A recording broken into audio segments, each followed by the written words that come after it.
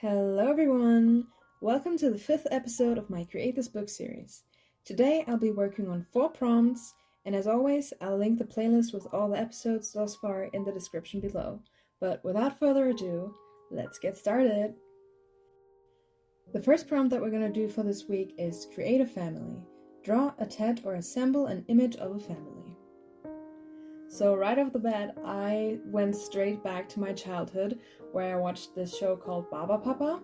And you can see I sketched it out a little bit, but it's basically this family of blobs and they're living in this blob house. And it was just a very normal kids show teaching you about morale, what's right, what's wrong, different hobbies that the children had and all of that. And they all have different colors. They basically make a rainbow. So let me introduce you to each one of them, I guess. Starting off with the pink one, who's called Barbapapa, and he's the dad. Next to him we have Barbamama, who would have guessed it, the mom.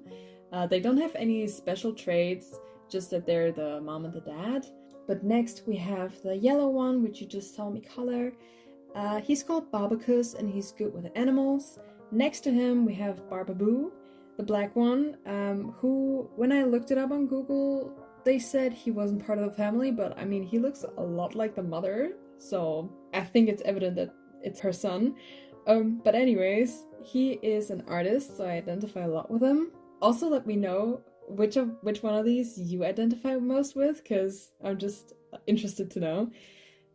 Next to him we have Barbalala. She's a musician, as you can see by the trumpet that she's holding. And next to her we have Barbaletta. She really likes to read and she's very smart. And then we have the blue one, which is called Barbarix. He's into science, thus he has this thinking expression on his face. Moving on to Barbabella, the purple one. She is just said to be beautiful. So she got this little pearl necklace. And all the females, as you can see, they wear these flower crowns, which I find super cute. And I like how they distinguished the children and the blobs by shape. So the females are like this pin shape and the males are just the blobs. But yeah, the last one is called Babuwum, the red one, and he's sporty as depicted by the football that he's holding. I chose to paint all of this in gouache and then decided to go over it with colored pencils like I usually do now, but it was a little bit difficult to fully render them just with colored pencils. So after I stopped filming, I actually went in with my Micron and defined the faces a little bit because they looked a little bit wonky. But yeah, this is basically the art style of the show, and if I had done it in my personal style, I think they would look a little bit different because, as you might remember from the sketch, it looked a little bit haunting with the eyes. So yeah, I'm glad I went over it. And yeah, I think that's it for this page. Just need to sign and date it, and we're off to the next page. Next up, we have create a border. Draw or put together some sort of interesting border around these pages. It took me a bit to figure out what I wanted to do for this, but I settled on lily pads. I really like drawing lily pads, but they're also a little bit difficult because they come in so many shades and varieties. And honestly, after I painted the background blue, I was like, do I just leave it like that and line them? And I feel like I should have just stuck to that and called it a day, but I had to go in and render these lily pads and it turned out to be not the best decision. So I also added these, I have no idea what they're called, but the black things. And yeah, I lined it, I basically had the same concept for every single page. So I just went in with gouache, lined it with colored pencils, and then later defined it with a fine liner.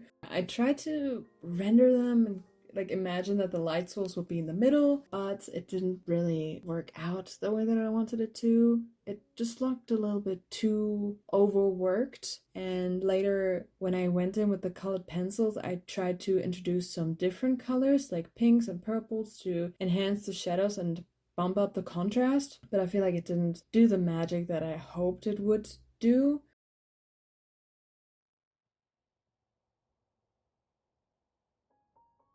And also off camera, I added more shading to the water, which looks a little bit better, but I don't know, maybe give me some feedback on this page and let me know what I could have done differently in your opinion to make it look better. But yeah, lastly I added some more sparkles.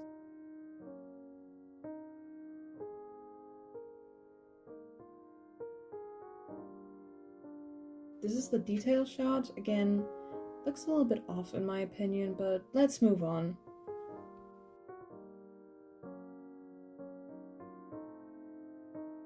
So the next page says, create an unusual combo. Think of an object, draw it as if made of an unusual material. I was really looking forward to this prompt because I had such a good idea. Well, it was not an original idea, but I've seen so many teapots made out of different things. Like I've seen strawberry ones, I've seen a peach, I've seen a spider, looked a little bit strange, but I also found a pumpkin, and oh my god, I would die to get this teapot in person. Oh my goodness, I love the idea. Like imagine little cups that are also little pumpkins with it. Oh my god, I need it. I need it. But anyways, that was my idea. I went in with colored pencils first, so I kind of like did it the other way around this time. First I used colored pencils, not even my good ones, just my old ones, because they matched the sketch I had made in my sketchbook beforehand. And then I went in with gouache over it, and when I finally went over it with gouache, it did exactly what I wanted it to. It activated the paint of the colored pencils and it bled, and so the colors mixed automatically, and it was so beautiful in my opinion. Anyway, and then I just added a lot more shading and different values on the teapot itself. Part of me wishes I would have just left it like how I had it with just the background being gouache, but I also really enjoy the way that it came out in the end, so let me know what you preferred.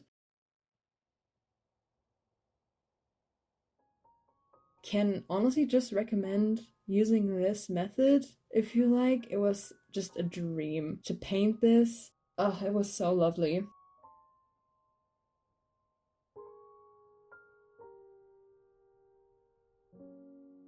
When I was done with gouache, I went over it another time with that exact pink colored pencil, but then I still had to glue it into the book since I'm working with like watercolors, quote unquote, or a lot of water rather. I didn't want to do it in the book, so I cut it out and glued it in afterwards, and then used Mod Podge over it, but it made it super wrinkly. So again, if you have any tips on how to prevent that, like should I have Mod Podged it first and then glued it in, or not Mod Podged it at all, but then I didn't want that colored pencil to like smudge or transfer over to the other page when, like once I painted on the next page if I like, press hard. So, and I also didn't want to use the tape because it made it shiny, or it would have made it shiny. So let me know what you guys, let's brainstorm together on this one, okay?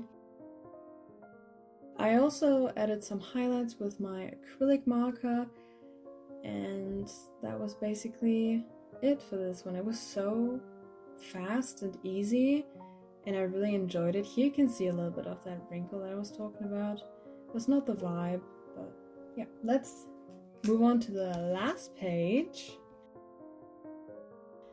which said, create a record of your week. Answer each of the following questions every day for a week. And the questions are, what did you wear?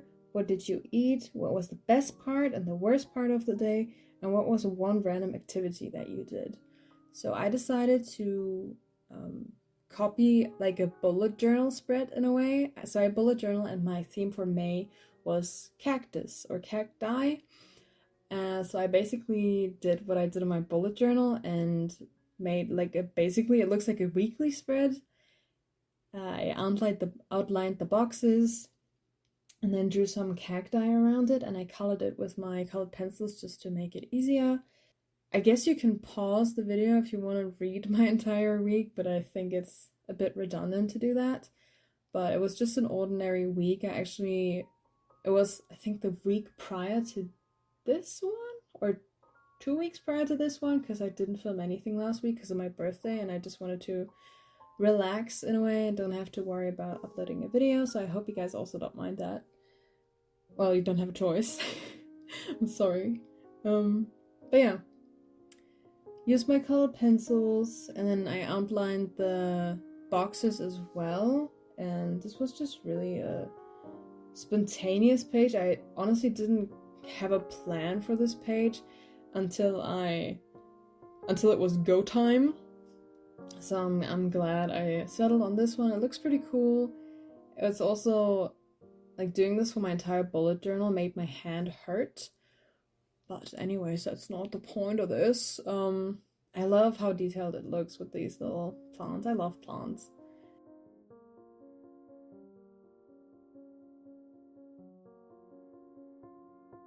But yeah, I think that's it for this page. So that means we can move on to the flip through.